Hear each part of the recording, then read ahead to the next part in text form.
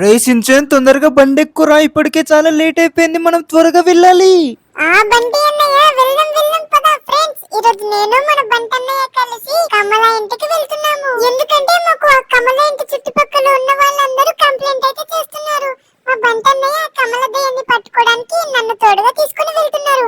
ఇప్పుడు నేను బంటి అన్నయ్య కలిసి ఆ కమల దయ్యం అంతా చూడబోతున్నాము. సో ఫ్రెండ్స్, మేము ఆ కమల దయ్యం ఇంటికి వెళ్ళేసరికి చాలా నైట్ అవుతుంది కాబట్టి మీరు వెంటనే వీడియోకి లైక్ చేసి సబ్స్క్రైబ్ చేసుకోండి.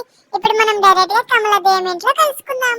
ఓ నో ఫ్రెండ్స్, చూడండి మనం ఇప్పుడు కమల దయ్యం ఇంట్లో ఉన్నాము. మీరైతే అస్సలకి సౌండ్ చేయకండి. రే సించన్ గా నువ్వే సౌండ్ చేస్తున్నావు కదరా, సబ్స్క్రైబర్స్ కి సౌండ్ చేయొద్దని చెప్పి నువ్వు సౌండ్ చేస్తావేంట్రా? కమలదేవం చాలా డేంజర్ రా బాబు, నువ్వు అస్సలు సౌండ్ చేయకు, సైలెంట్ గా ఉండు, కొంచెం కుదిరిగా ఉండు.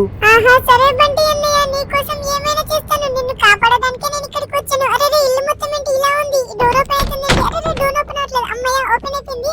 ఓన్లీ ఇక్కడ ఫ్లవర్ వాజ్ ఉంది, గుర్రం బొమ్మ ఉంది. ఇల్లు మొత్తం చాలా చూడడానికి సింపుల్ గానే ఉంది. ఇలాంటి ఇంట్లో కమలదేవం, ఓ నో ఏమని అనుకుంటా కమలదేవం. బంటని ఆ చూడు కమలదేవం ఎలా ఉందో. అవునరా చించన్, కమలదేవం ఫోటో చూస్తుంటే నాకు చంద్రముఖి సినిమా గుర్తొచ్చింది. ఓ దీంట్లో దాక్కోవచ్చు అనుకున్నా. అవునరా చించన్, దీంట్లో మనం దాక్కోవచ్చు. ఇల్లు మాత్రం చాలా పాజ్గా ఉంది, మన ఇండియన్ స్టైల్లో ఉంది.